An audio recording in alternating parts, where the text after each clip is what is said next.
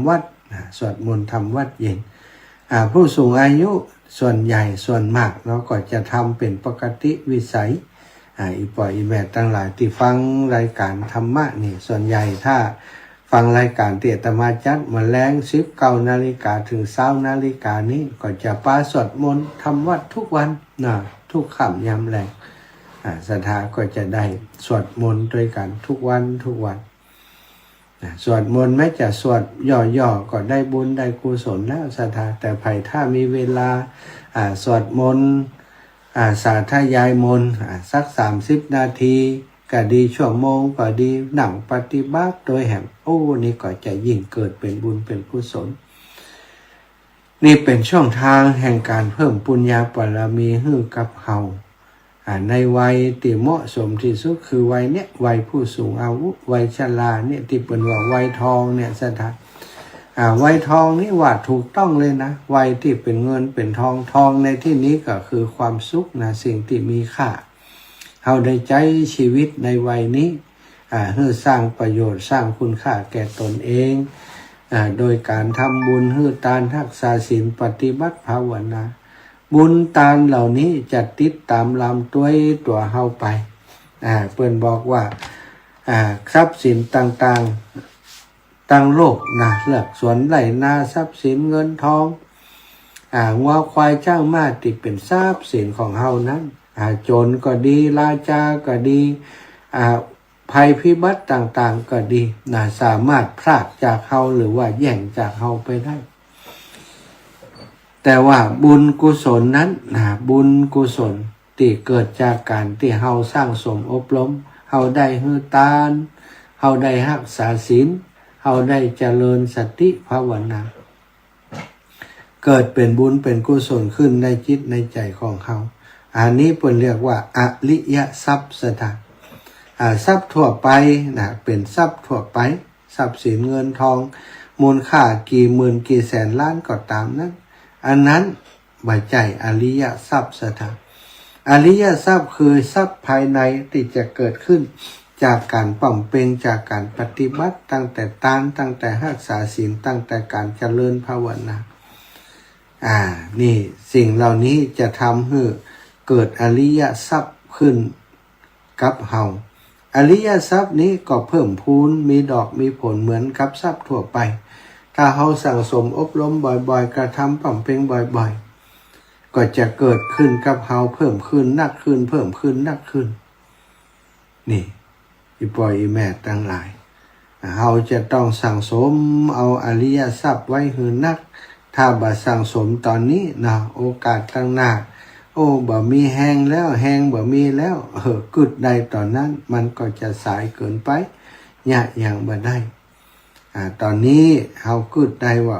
ยังมีบาปแปลงแห้งมีอยู่มีโอกาสสร้างบุญสร้างกองบุญกองกุศลสร้างบุญกุศลอยู่ก็รีบสร้างรีบท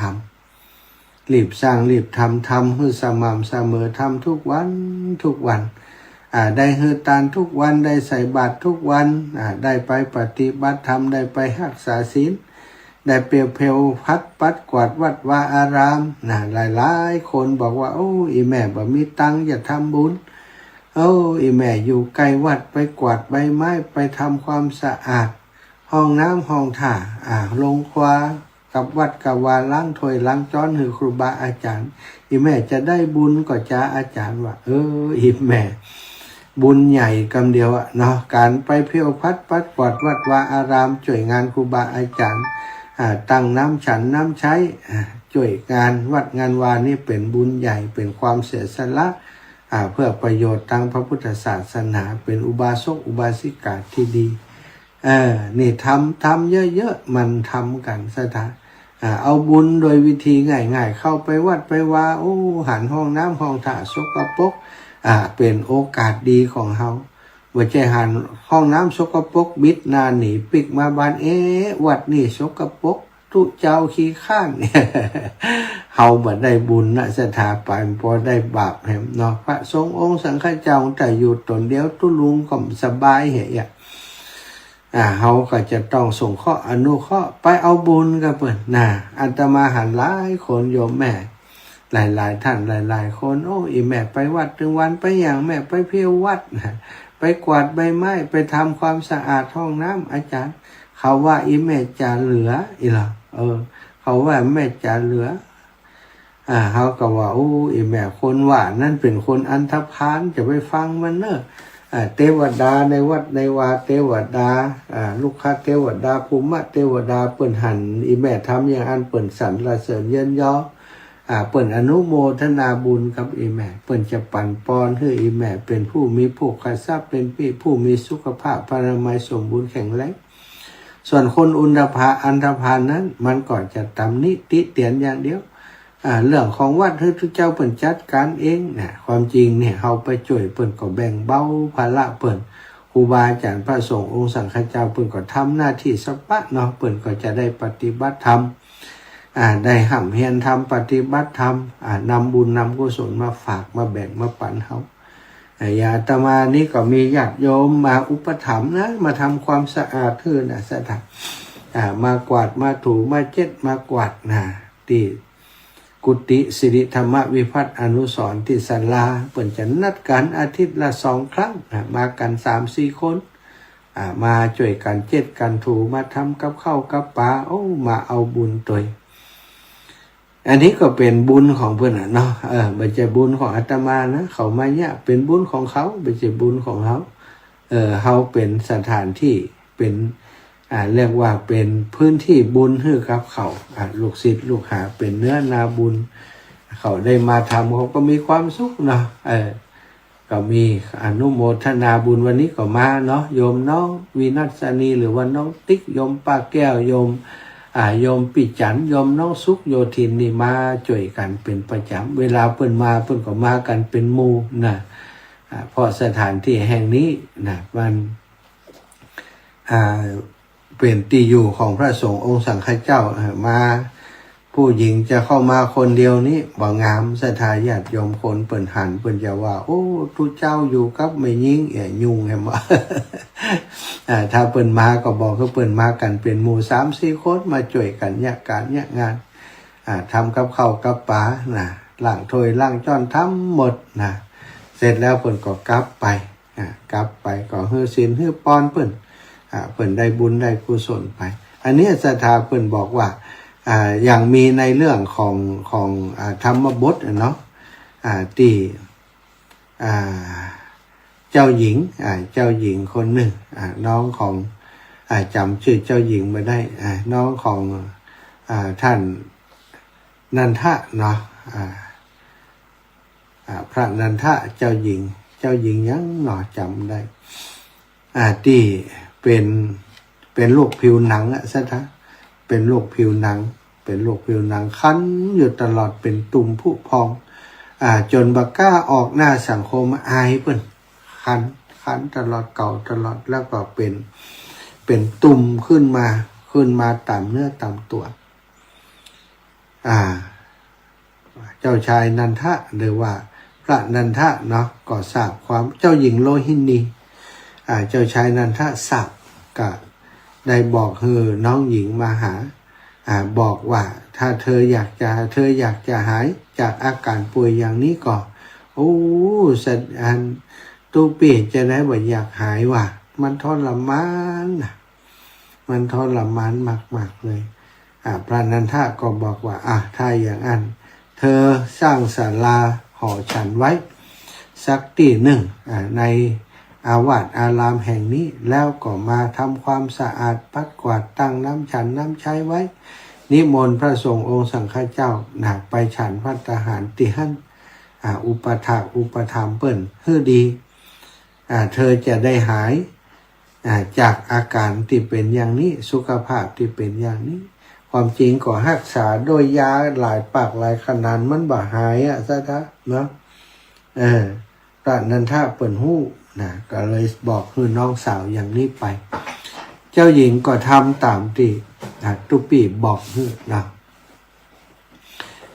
ก็ปรากฏว่าเมื่อนางได้ทำอย่างนั้นผ่านไปเป็นเวลาประเมินโรคที่เป็นอยู่นั้นก็หายเป็นปกติบ่มีอันผิวพรรณวันณะกับผ่องใส เหมือนกับว่าเคยเกิดเป็นโรคอย่างนั้นมาก่อนซะถ้าเป็นที่อัศจรรย์ใจ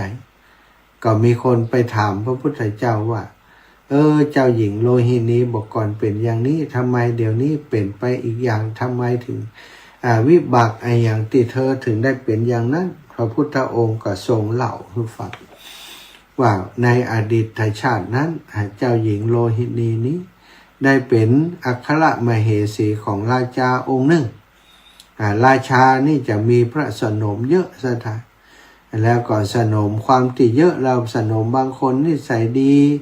กิริยามารยาทดีสวยงามปฏิบัติดีเนี่ยพระราชาก็มักจะฮักจะหุมเป็นพิเศษก็มีอย่างนั้นจริงๆสนมคนหนึ่งมีนิสัยดีอ่อนน้อมถ่อมตนกิริยามารยาทงดงามเป็นคนซื่อตรงพระราชาก็หุมก็ชอบมักจะไปอยู่กับ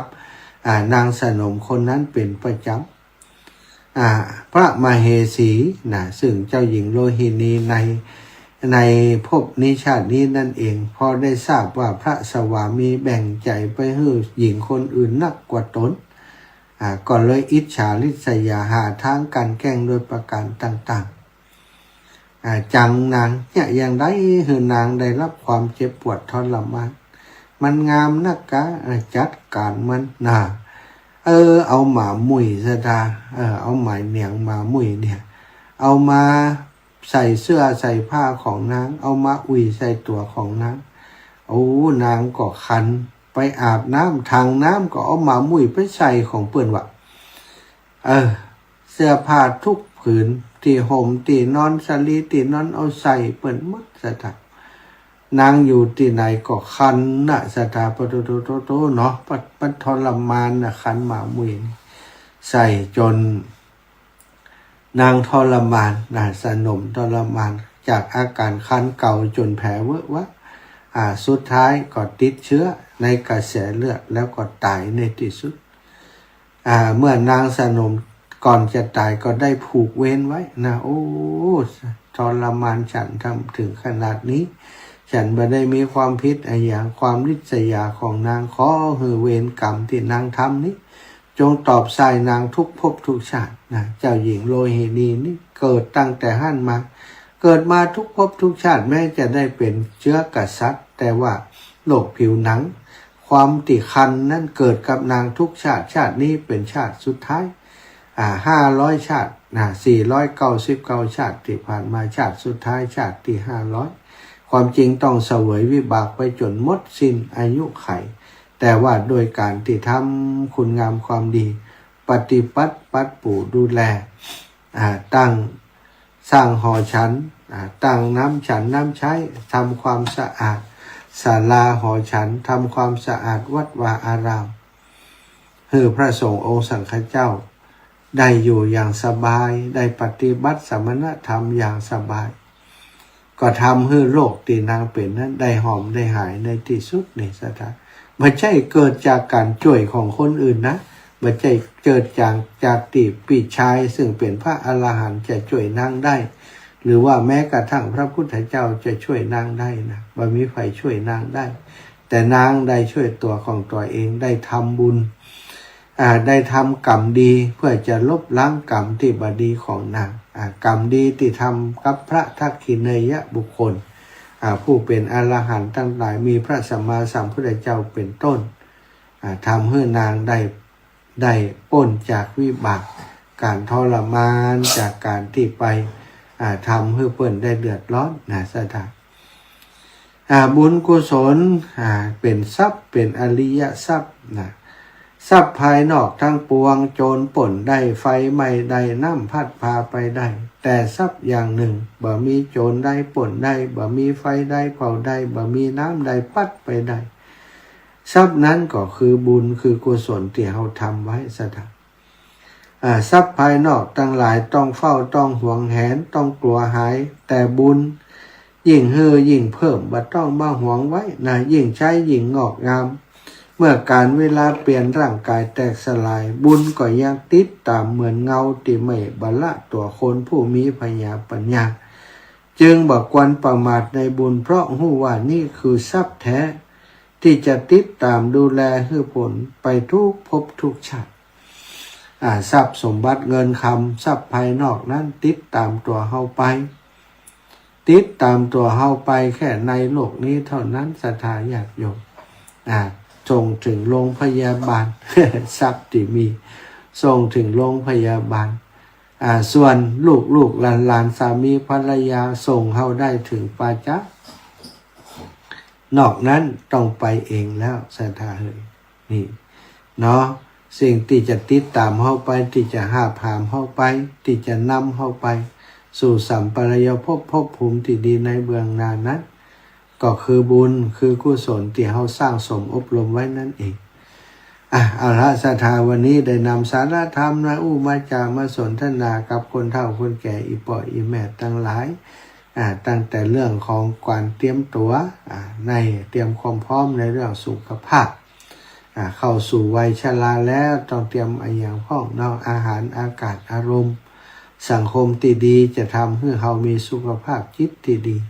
สุขภาพจิตที่ดีมีอยู่ที่ไหนนะก็จะทำให้เราสุขใจสบายใจที่หันเราจะมีความสุขใดก็ด้วยการทำบุญทำกุศลสร้างสมกองบุญกองกุศลให้เยอะจะได้มั่นใจจะได้สบายใจ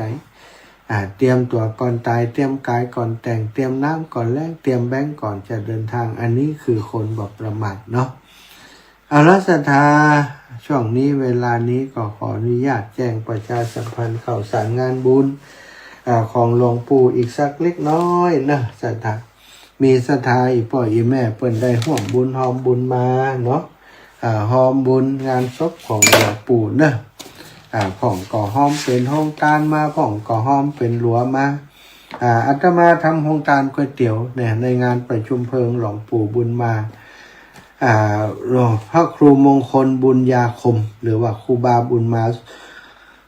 สุภัทโทอายุ93 ปีพรรษา73นะมีญาติโยมร่วมบุญหอมบุญมาดังนี้นะแม่บัวเร็วชัยอุดได้หอมปัจจัยร่วมบุญก๋วยเตี๋ยวมา100 บาทแม่ถนอมนามวงร่วมบุญก๋วยเตี๋ยวมา100 บาทแม่บัวลอยปงเทพร่วมบุญก๋วยเตี๋ยวมา100 บาทแม่บัวขีท่าโปร่วมบุญก๋วยเตี๋ยวมา100 บาทแม่แก้วกาดสิงแก้วบ้านกาดโป่งร่วมบุญมา100 บาทนายพักพลนางสมหวังนางสัสิประภากำลังว่องร่วมบุญก๋วยเตี๋ยวมา200 บาทร่วมบุญสถานีวิทยุแห่ม200 บาทแม่รำไพร่วมบุญก๋วยเตี๋ยวมา300 บาทครอบครัวแม่ทองเคยชัยคันธาร่วมบุญส้มตำมา100ร่วมบุญก๋วยเตี๋ยวมา100ร่วมบุญผ้าไตรมาแหม200เนี่ยพร้อมครอบครัวเปิ้นเนาะแม่ทองเคยชัยคันธาวาสนาอุปปอสุรชาติวาสนาอุปปอนะแล้วก็ลูกหลานของอีแม่อีกหลายคนเนาะคุณโยมอย่างก็กีรตาพันกุลแหมนะอีกหลายคนแม่น้อยอินยาสีร่วมบุญก๋วยเตี๋ยว10 กิโลแล้วก็ลูกชิ้นแฮม2 โลอีแม่จะเอาไปหอมพุ่นเลยแล้วก็โยมรถสุคนโยมแอดน้องแอดนะสลาเมียนร่วมบุญมาแฮม500 บาทแม่ตุมมาแสนอินคำหอมบุญหลว50 บาทส้มตำ50 บาทก๋วยเตี๋ยว100 บาทแม่อุไรวันอภิธัญญากรหอมบุญหลวมา100สมจิตอินทวิจิตหอมบุญหลวหอมบุญฟืนมา100แม่แก้วทนาบุตรหอมบุญก๋วยเตี๋ยวมา200แม่มาลัยลินเชื้อป่าไข่ไตก๋วยเตี๋ยว100พาไต100นะแม่มาลัยนี่เป็นหอมหลายรายการนะก๋วยเตี๋ยว100หอมสั่ง100นี่งานของแล้วก็หอมหลัว100นาพาไต100หอมก๋วยเตี๋ยวตีวัดวัดทุ่งหกนะวัดทุ่งหก100หอมสั่งที่วัดทุ่งหก100งานหลวงปู่เปิ้นหอมก๋วยเตี๋ยว100หลัว100กับพาไต100นะแม่มาลัยลินเชื้อบันป่าไข่ไตนะแม่บัวลอยชัยสวรรค์หอมก๋วยเตี๋ยวมา100ส้มตำ100แม่แก้วโทษนาบุญ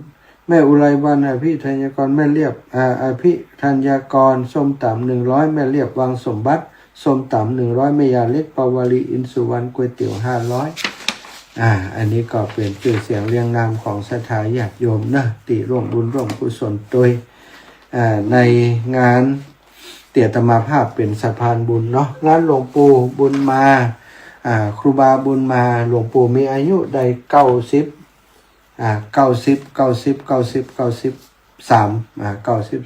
ัทธาสปอร์ตเตียตมาเอาลงไปนั่นแหละเนาะศรัทธาอีป่อยอีแม่ก็ได้ฟังทุกวันวันนี้เอาให้ศรัทธาฟังแหมรอบหนึ่งกันแล้วกันเนาะอยู่ในสปอร์ตนี่ละมันต้องอู้ก็ได้ อยู่ในสปอร์ตนี่ละ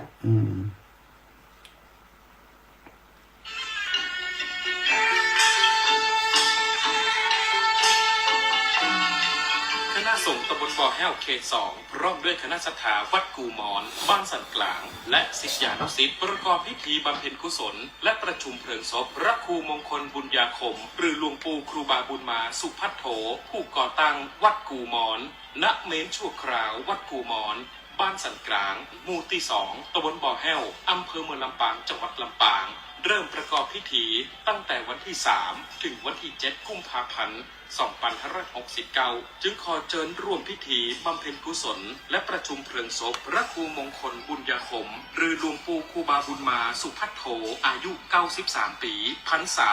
73อดีตเจ้าอาวาสวัดสามัคคีอำเภอแจห่มจังหวัดลำปางและอดีตหัวหน้าที่พักสงฆ์บ้านสันกลางตำบลบ่อแห้วเขต 2อำเภอเมืองลำปางณเมนชั่วคราววัดกูหมอนในวันเสาร์ที่7กุมภาพันธ์2569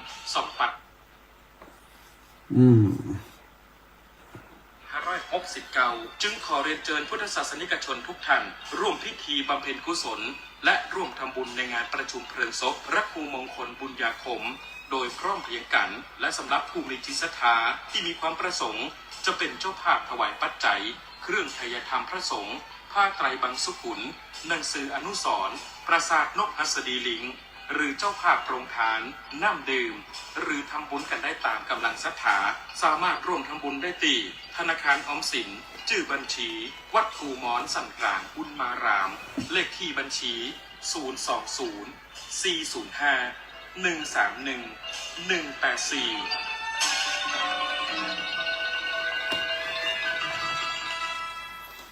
น่าศรัทธาญาติโยมตามนี้เลยนะตามนี้เลยเนาะศรัทธาใครอยากจะร่วมบุญร่วมกุศลในงานประชุมเพลิงศพหลวงปู่เนาะที่วัดกูมอนนะในวันที่7นะแต่ว่าเพิ่นเอาศพลงวันที่3นะศรัทธาเอาศพลงเอาศพขึ้นปราสาทนกหัสดีลิงวันที่3อาตมาก็ว่าถ้าบัดติดยังจะไปร่วมในกิจกรรมครั้งนี้นะกับศิษยานุศิษย์ของหลวงปู่ด้วยแล้วก็วันที่3 4 5 6นะเพิ่นก็จะมีการสวดเทศน์และสวดพระธรรมทุกคืนวันที่7นั้นก็จะเป็นวันประชุมเพลิงหลวงปู่เป็นพระสงฆ์ที่มีศิลาจารวัตติงดงามศรัทธามีลูกศิษย์ลูกหาเปิ่นมีวิทยาคมมีคาถาอาคมที่มีคนเคารพนับถือเป็นตนเมตตาเปิ่นได้เป็นได้ร่วมกิจกรรมนะได้ร่วมถือว่ากับหลวงปู่ศรีอ่องของเฮานี้นะหลวงพ่อศรีอ่องพระครูสิริธรรมวิพัฒน์นี่ก็สนิทสนมกับหลวงปู่บุญมาตัวเคยมาที่นี่บ่อยครั้งนะสมัยเมื่อหลวงพ่อศรีอ่องยังมีชีวิตอยู่วันนี้นะหลวงพ่อเปิ่นได้จากเข้าไปเมินแล้วเนาะเปิ่นตั้งศพบำเพ็ญกุศลไว้ที่วัดกูมอนตอนนี้ศิษยานุศิษย์ก็หันกวนว่าจะได้ทำการประชุมเพลิงสรีระสังขารหลวงปู่ตามเจตนารมณ์ของเปิ่นที่ได้บอกลูกศิษย์ลูกหาไว้ละศรัทธาตอนนี้ก็จะปั้นเวลาให้พ่อแม่ได้โทรมาอีกเล็กน้อยสัก 4-5 สายกันแล้วกัน16:48 นาทีแล้วไปสะดวกที่จะโทรมามาจาแจ้งผลการรับฟังโทรมาได้เลยเนอะแม่สวิงมหามิตรพยายามโทรมาแต่ว่าโทรไลน์อาตมาไม่ได้รับเนอะ ถ้าเป็นโทรศัพท์นี่ฮับได้อยู่ที่บ่ฮับก็เพราะว่าถ้าโทรไลน์มานี่ปัญหาก็คือถ้าคนโทรศัพท์เข้ามามันจะหายไปสถาญาติโยมเนาะมันจะหายไปฉะนั้นก็ขอสถาญาติโยมที่จะโทรมาตั้ง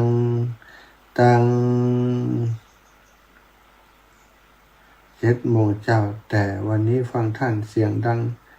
งยุดเจ้า เสียงดังยุดเป็นอย่างไรเนาะแปลกดีอันนี้อาจจะเป็นที่ตั้งลำปางก็ดังดีนะแต่ว่ามันไปทางพุ่นบ่ที่จะโทรมาตั้งอันนี้ก็ของคุณโยมแจ้งมาเนาะว่าตั้ง7 โมงแต่วันนี้ศรัทธาว่ากันไปเนอะขอบคุณกับศรัทธาสาธุชนทุกคนทุกท่านติดตามตั้งไลฟ์สดนี่จัดหนักเหมือนกันนี่จัดหนักเหมือนกันติดตามตั้งไลฟ์สดนะส่วนใหญ่อาตมาบ่ค่อยได้ตั้งไลฟ์สดเพราะว่า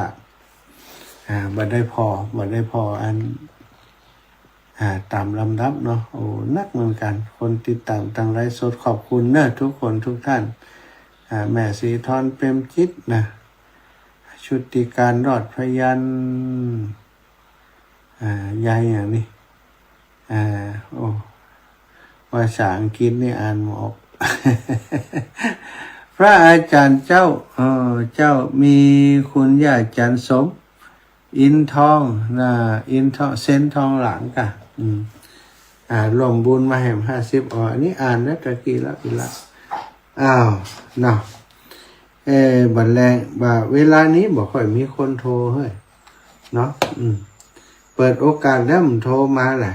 โทรมาจะพักผ่อนแล้ว รออีกสัก 2-3 นาทีเจริญพรเสียงมันโซ่ซ่าหน่อยเจ้าแหละวันไหนก็วันเดียวเนี่ยเจ้าเดี๋ยวนี้กะเจ้ามันติดมันกระติดเดี๋ยวกระติดแล้วเดี๋ยวกระดับนี่เนี่ยเดี๋ยวกระดับโซ่ซ่ามันเป็นอย่างไรก็นั่นน่ะกะเลยโทรมาแจ้งพระอาจารย์เนี่ยเจ้าเนี่ยเดี๋ยวกระดับโซ่ยังน่ะเดี๋ยวก็โซ่อยู่หลายลุเนาะหลายลุนั่นน่ะกะเจ้าต้องตักลายมาหน้ากาลายเลยรู้ว่ะลายมันดีกันเจ้าสาธุเจ้าโซ่ซ่าแหละฟังกันต่อว่าเป็นยังไงแม่ถนอมน้ำวงแม่ถนอมน้ำมะวงว่าได้แม่กราบนมัสการเจ้าค่ะท่านว่าท่านเจ้าค่ะมีคนมาเพิ่มเติมจากพวกแม่นะคะจ้าบริวแม่บุกี้แล้วมีแม่วันเพ็ญพรหมสาร100 บาทก๋วยเตี๋ยวนะเจ้าค่ะแม่วันเพ็ญพรหมสารจ้าค่ะแล้วก็แม่หลงคงใจดีเจ้าค่ะ2 คนจ้าไม่ได้โทรหาท่านสักทีเจ้าค่ะแม่ตามกับถวายกำลังใจนะเจ้าค่ะสาธุแม่แข็งแรงสบายดีไม่อยู่ได้พักเนาะท่านทำงานหนักมากเลยสาธุค่ะแม่เจ้าค่ะท่านกราบนมัสการรบกวนท่านเท่านี้นะเจ้าค่ะจ้าขอบพระคุณเจ้าค่ะสาธุเจริญพรแม่ศรีวรรณธรรมวงศาเจ้าอาจารย์เป็นลูกน้านของห้องแหละใช่เนี่ยแม่จะไปละดีกับป้ากันพุ่นเนาะใช่กันนั่นเจ้าฮะตรงนั้นแม่ไปมันห้องมามันเจียมเหรอบ่ไกลแหละมันไกลดีกับป้ากันพุ่นเนาะนาวันมาบ้านเนี่ยฮะรอโรงเรียนไกลนาวันมาบ้านเนี่ยแหละเป็นว่ามันไกลกันแหละเจ้าเรียบมาถูกคุยเลยเจ้าสัตว์ตัวหน้าเป็นหวัดติดกันทั้งเพศเนาะบุญรักษาเน้อปากันพุ่นโยมแม่เจริญพรอาจารย์แม่บุญนาเจ้าถูกมาเจ้าเจ้าเสียงดีก็ชัดเจนดีก็มันคือว่านักหายเหรอเป็นอย่างมันฮะเป็นที่เครื่องส่งเอาน้ำไว้ที่เจ้าสี่ทิศแค่แต่ว่าจะเอาไปวัดบรรพตเนี่ยสิอยู่จะให้ไอ้มึงนะไป ตามไปได้ก่อนเจ้าได้ตังไปปุ่นเนาะมันติดเหรอมันติดนี่แหละวันติดที่ไปวันมีงานมันจะเข้าก็ได้ไงวันเสาร์วันติดที่วันที่1เนาะไปวันเสาร์นี้ก็วันเสาร์31นี่วันเสาร์ถ้าว่าวันติดนี่เบิ่มจะต้องไปตัวเฮาปุ่นน่ะแม่บ้านถุงฮกปุ่นน่ะแหละตรงนี้วันเสาร์อะไรจะไปสักกี่โมงจ้ะไปสักกี่โมงเดี๋ยวจะโทรหาเนาะจะโทรหาแม่เนาะไปกี่โมงได้ก็อู้กันเนาะบัดนี้จะเอาอันเนี่ยก็น้ำไปวัดบรรพบุรุษสีสิเนาะเจ้าเราจะเอาห้องเล็กสักกำยังเนี่ย500เจ้าได้อย่าเจ้าเล็กกับยัง500สมมติเป็นเอาน้ำไปเนี่ยพระอาจารย์จะไปเจอกับเจ้าถ้าเขาหวังเขาจะไปแต่เขาเนี่ยการถ้าเขาหวังคือเบิ่มไปกับอีแม่ป่ะกะเจ้าเป็นตาลเปิ่นเนาะใครอันเนี่ยก็ใครทั้งวุ้นวัดอุ่นตัวอีแม่เจ้าได้จะให้เบิ่มไปส่งจะให้เบิ่มไปส่งเนาะเจ้าสาธุนะแม่นะสาธุค่ะสาธุค่ะศรัทธาญาติโยมมาโทรศัพท์โยมแม่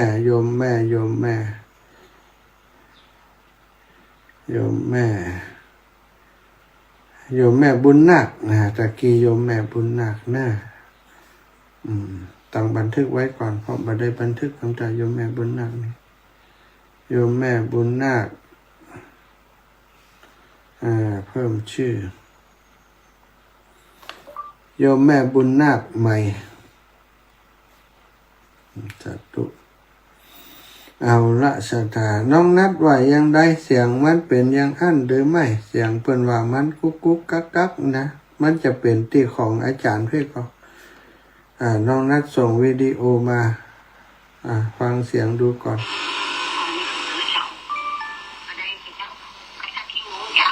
เสียงไม้ตุ๊กป่อเสียงมีเหมือนเสียงช็อตเสียงไม้กะเป็นอะไรอย่างมัน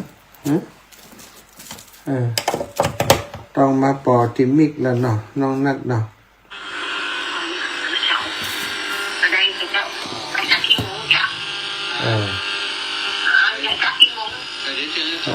จะเกิดขึ้นจากอะไรก็ไม่ทราบนะตอนนี้เสียงไม้มันเสียงบ่ชัดมันใจมาเมินแล้วกะมันรู้แล้วกะ อาจจะมันรู้แล้วก็ได้เนาะก็ต้องเปลี่ยนนะเรามาเช็คพอก่อนพอว่ายังมาปอติมิกแล้วเนาะน้องนัดเนาะเสียงโซจริงๆจะเกิดขึ้นจากอะไรก็ไม่ทราบนะตอนนี้ชัดได้ยังเกี่ยวกับไม้ล่ะโอเคเจริญพรชัดเจนแล้วเจ้าชัดแล้วแหละเจ้าชัดเจนละโอ้ไม้แล้วล่ะฮะชัดเจนจัดเตี้ยเนี่ยเจ้าน่ะไม้มันได้ความชัดมันใจมาเมินแล้วกะ